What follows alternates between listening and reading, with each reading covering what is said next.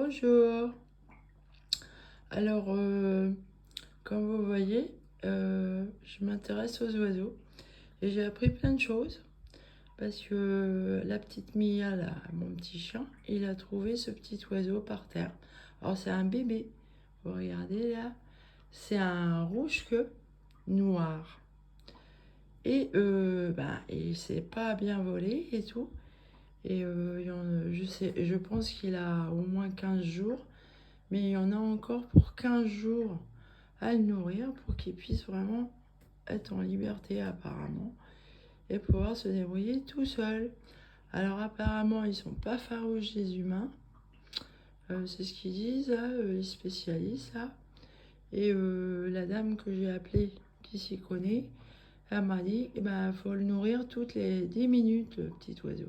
Je sais pas si vous imaginez, pour lui ouvrir le bec c'est difficile parce qu'il n'ouvre pas le bec facilement tout seul, il sait pas se débrouiller.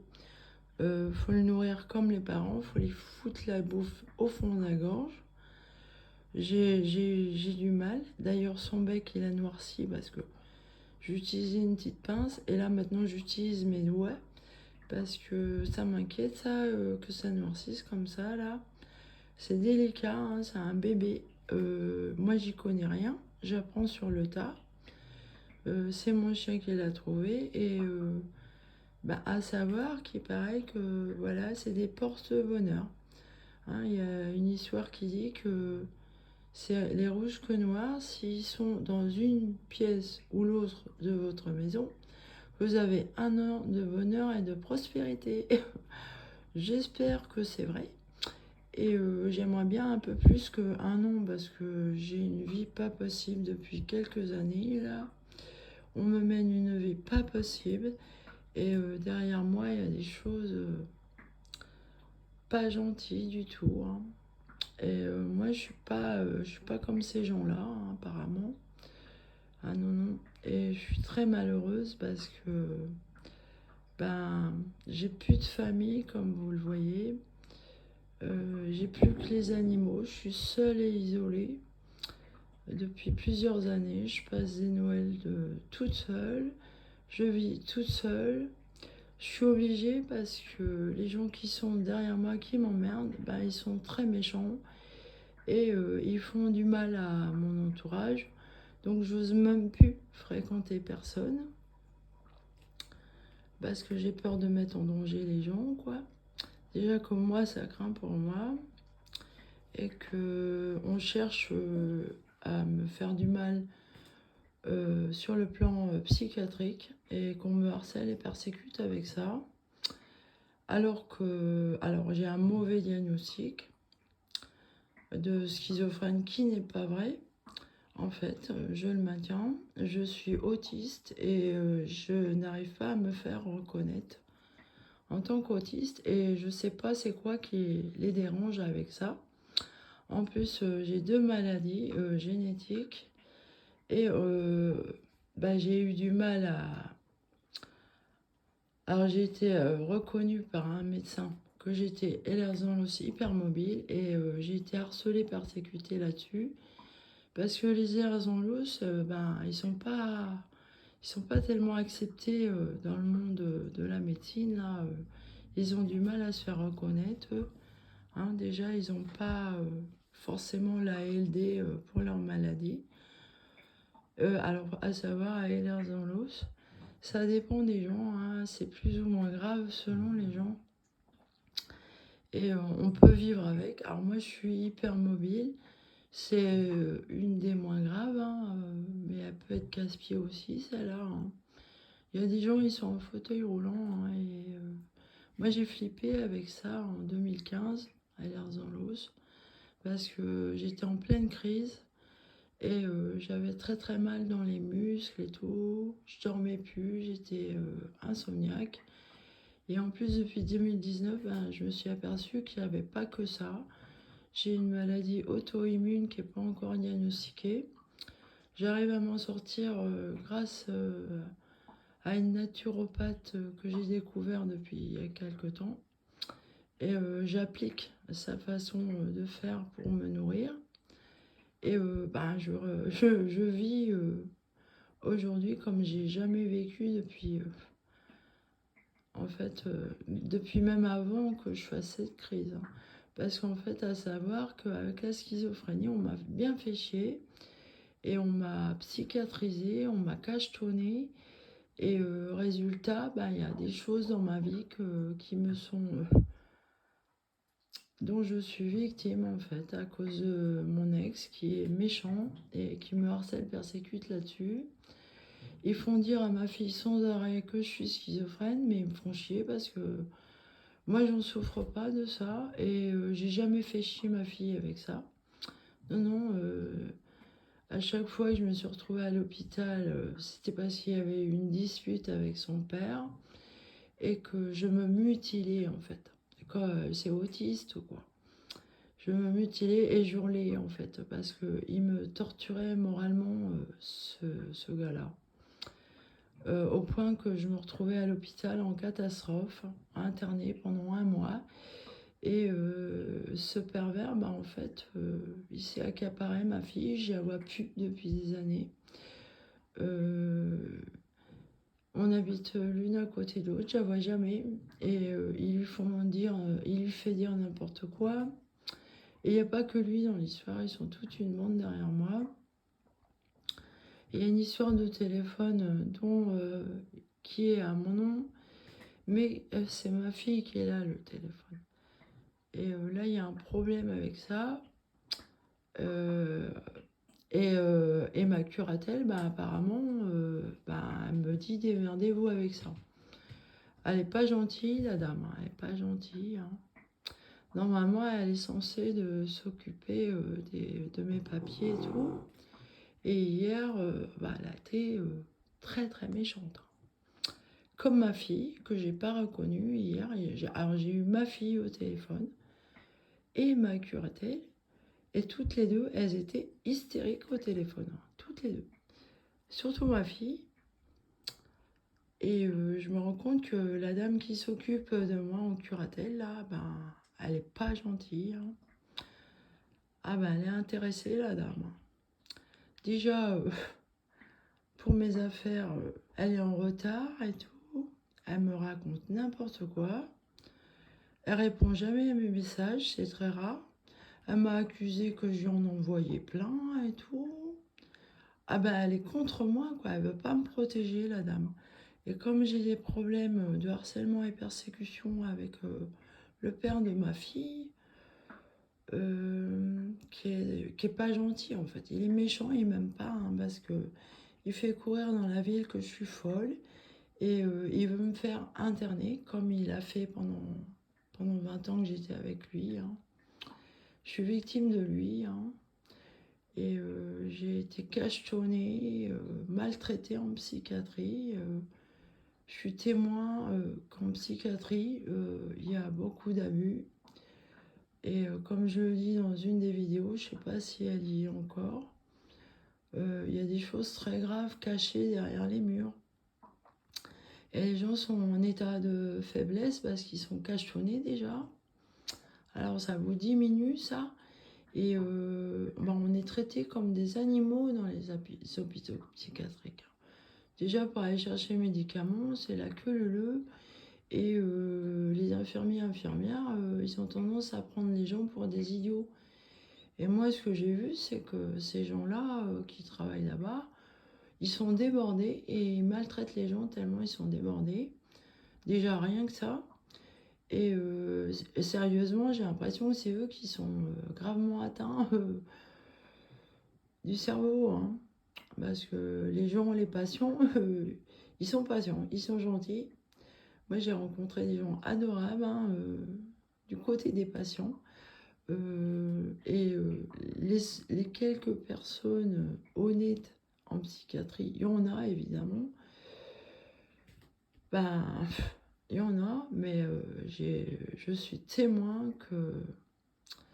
Alors là, mon ex, il essaye de m'avoir là-dessus et il veut me faire enfermer, quoi. Et moi, j'ai été victime en 2020, là, on m'a fait interner de force par rapport à une sale histoire. une sale histoire de drogue, de prostitution. Il y a des choses pas claires au niveau juridique. Hein. J'ai pas pu me défendre justement parce que j'étais cachetonnée à mort contre mon gré. On m'a forcé alors que je n'en prenais plus. Et ces médicaments-là, comme le dit mon ophtalmo, sont très mauvais pour mes yeux et que ça va me rendre aveugle. C'est horrible ce qu'on me fait, c'est horrible. Alors là, depuis plusieurs mois, j'ai réussi à me sauver de ça. Hein, et je suis enfin mieux dans ma peau, j'y vois plus clair. Et je suis beaucoup plus maître de ma vie. Excusez-moi, j'ai mal à la main. Ah, il est adorable ce petit oiseau, adorable. Il n'a pas peur, hein. C'est pas des oiseaux farouches, ils n'ont pas peur de l'humain. Par contre, ils sont très sauvages et ils adorent être en hauteur. C'est pour ça qu'il reste perché là. Là, je le laisse un peu comme ça parce qu'il a besoin de se déployer les ailes. Mais autrement, je le mets dans mon vanity là, au chaud avec une lampe parce qu'il faut qu'il ait chaud. C'est un bébé. Ah, il fait sa toilette, il est mignon. Ah, j'espère qu'il va survivre hein, parce que, en tout cas, il va mieux que quand Mia l'a trouvé. Hein. Ah, il est adorable. Là, je vous fais partager. Ah, mais il est adorable. C'est un bébé. Et commence à ouvrir la gueule tout seul pour que je lui donne à manger. C'est pas une mince affaire hein, de lui donner à manger. Hein. Ouh là là. Parce qu'il sait pas se débrouiller en fait. Et puis il me connaît pas, je suis pas un oiseau moi. Ah mais il est adorable. Hein. Il n'a pas peur comme vous voyez. Il reste accroché là. Ça fait plusieurs jours que je l'ai à la maison. C'est mignon. Alors quand ça ouvre la gueule, que ça attend la bectée là, oh c'est mignon aussi. Bah, là c'est bien, il fait sa toilette, ça il fait du bien. Parce que j'ai donné aussi de l'abricot là, on peut leur donner des fruits aussi, mais ils mangent essentiellement des insectes. Des vers et des insectes. Ah mais il est adorable, adorable. Alors moi j'espère qu'il va survivre. J'aimerais bien, parce que j'ai essayé de sauver un bébé pigeon. Alors j'ai pas filmé, j'ai pas eu le temps, j'avais des problèmes justement de chargement et de connexion. Hein, parce que je suis harcelée, persécutée aussi par le biais de mes appareils. Hein, et le père de ma fille, j'ai vécu 1 an chez lui hébergé. Et comme il y a des choses, je suis naïve, quoi. Je suis naïve, j'ai la naïveté des autistes, en fait. Et j'ai la main sur le cœur et on abuse beaucoup, beaucoup de ça. Je suis innocente des choses sales qu'il y a derrière moi. Innocente. C'est pas une mince affaire parce qu'il y a des gens intéressés sur mon dos. Vraiment, je suis une artiste déjà. Multipotentiel, donc je sais faire plein de choses. Et tout mon travail, en fait, c'est le travail de toute une vie. Et tout est lié, en fait. Il ne faut pas séparer les tableaux des écrits, de tout, même de mon travail anthropologique, hein, de tout. Parce que moi, ma vie, c'est un travail, moi. Pour moi, vivre, c'est travailler. Hein. Déjà respirer, manger, tout ça, le corps il travaille et c'est pareil pour tout le monde en fait. Vivre c'est travailler. Hein. C'est fatigant d'ailleurs, on finit par vieillir et devenir une vieille croûte et on meurt. Et son trésor, hein, comme il le dit Jean-Baptiste, c'est pas ici qu'il faut le mettre. Hein. Non, c'est au royaume des cieux. C'est au paradis. Et moi j'ai la foi, vous voyez. Et, ah, il fait caca. Ah, ça y est. C'est un porte-bonheur, c'est pas grave. Je vais ramasser. Allez, bah, je vous fais partager. Il est rigolo quand il fait caca. Il déploie ses ailes, il pousse. Ah bah, il pousse comme nous, hein. Faut pousser. C'est la nature, hein. Faut pas avoir honte de ça. Moi, j'ai pas de tabou, vous voyez. J'ai pas honte. Hein. Moi aussi, je fais caca et je pousse comme lui. Hein. Voilà. Derrière moi, il y a des gens très snobs et très bourgeois qui ont peur pour leur réputation parce qu'ils m'ont bien sali. Et ils étaient au courant des choses sales qu'il y a avec ma fille et son père, apparemment, parce qu'ils disent rien. Et moi, je les comprends pas, la belle famille, je les comprends pas, hein. Parce qu'ils payent les études à ma fille et tout, là. Mais ma fille, voilà, elle se drogue déjà. Et il n'y a pas que ça. Et j'ai un problème avec son téléphone. La curatelle dit que le téléphone chez SFR est au nom de ma fille. Moi, j'ai appelé SFR, ils ont dit non, non, le téléphone est à votre nom. La dame, elle n'a pas fait le changement d'adresse. Elle m'a demandé le numéro de ma fille pour dire je vais faire le changement d'adresse. Elle n'a pas fait, la dame. Même pour mon téléphone à moi, qui n'est pas chez le même opérateur, j'ai acheté un nouveau téléphone, comme vous voyez, pour les vidéos et tout, et pour m'en sortir. Voilà. Et eux, ils m'ont dit non, non, c'est toujours l'adresse de mon ex. Alors cette curatelle, elle n'est pas sympa avec moi, hein. D'ailleurs, quand je les ai vus la première fois, la dame et le monsieur, ils étaient prêts à m'enterrer. Et à ce moment-là, j'étais très fatiguée, cachetonnée, et je faisais une crise de cette maladie auto-immune, et il faisait très chaud, et je dormais beaucoup, hein. J'étais affaiblie, et là, je vais mieux grâce à madame Irène Grosjean. Et aussi une histoire de puce RFID, là, que je dois dire qui nuisait à ma santé, parce que j'ai réussi à la bousiller, la puce. Alors, il y a des gens sur internet qui se demandent comment on va dézinguer toutes les puces. Moi, j'ai trouvé une technique, en fait, hein, et ça a marché sur moi. Apparemment, elle est désactivée, la puce, hein. J'espère, parce que c'est une saloperie qui peut se réanimer à tout moment. Si vous la dézinguez avec un appareil vendu sur internet, là, mais en fait, il y a plus simple, hein, je l'explique, avec des très gros aimants, hein. Si vous savez où elle est, la puce, et vous arrivez à la dérégler, quoi. Voilà, il faut des gros aimants. Voilà. Alors, par contre, mon chien, il en a 3 là. Et lui, je sais pas où elles se trouvent, les puces. Alors, je sais pas, je suis pas dans son corps. Je peux pas le ressentir parce que vous le sentez que vous l'avez quand même, hein, la puce. Ouais, parce qu'elle peut se mettre à griller justement dans votre corps au moment qu'il l'active. Parce que ça vous trace, hein. C'est un RFID, ça vous trace. Et ça fait pas que ça non plus, hein. C'est de la haute technologie, le truc, hein. C'est une saloperie, hein. Et voilà. S'il y a des gens victimes de ça, je leur donne le tuyau avec les aimants là. Déjà. Alors les animaux, c'est difficile, hein. Moi je sais que mon chien il en a 3, quoi. Je m'en suis aperçue parce que ça file de l'arthrose. Et mon chien, à chaque fois, il a fait une crise d'arthrose, bizarrement. À jamais la même patte. Il a eu 3 pattes. Il en a 4. Et lui, il n'est pas psychopathe, mon chien. Apparemment, vous voyez, j'ai affaire à des choses méchantes, en fait. Méchantes. Et moi, j'ai rien à voir avec ça. Et cette histoire de téléphone de ma fille, il est bizarre parce que elle a un discours, du jour au lendemain, il change. Alors un jour, elle veut bien le mettre à son nom. Hier, elle était hors d'elle, la gamine. Elle était hystérique. Et elle me disait, non, non, c'est impossible de le mettre à mon nom, c'est à son nom.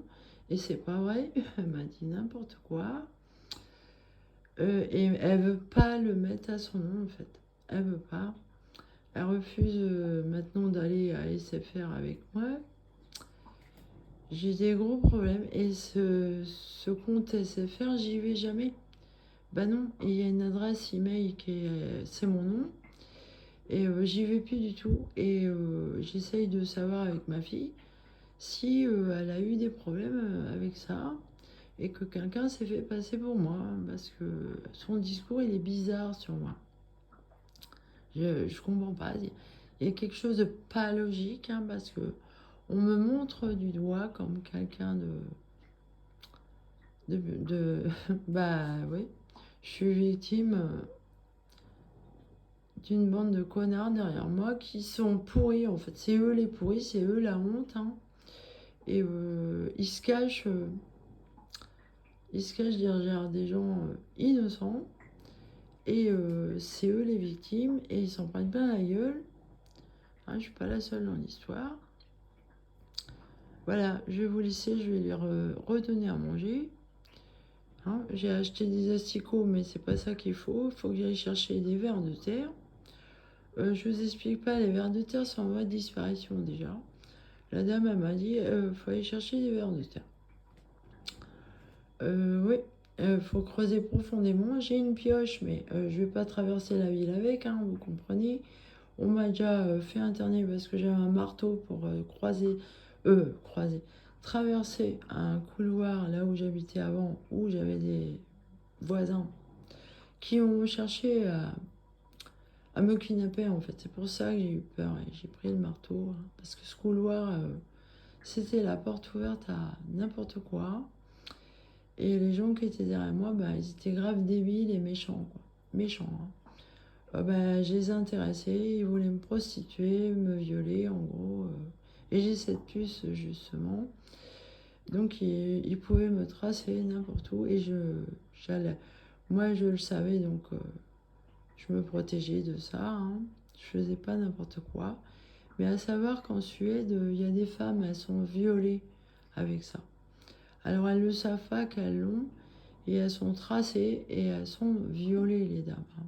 C'est sérieux avec ça. C'est dégueulasse, hein. J'ai affaire à des connards comme ça. Ah, ils réclament à manger. Voilà, je vais vous laisser là-dessus. Je vais lui donner ces petits asticots, petit bébé là. Je l'ai appelé Mozart. Ah ouais. Wolfgang Amadeus Mozart. Ouais, c'est un musicien.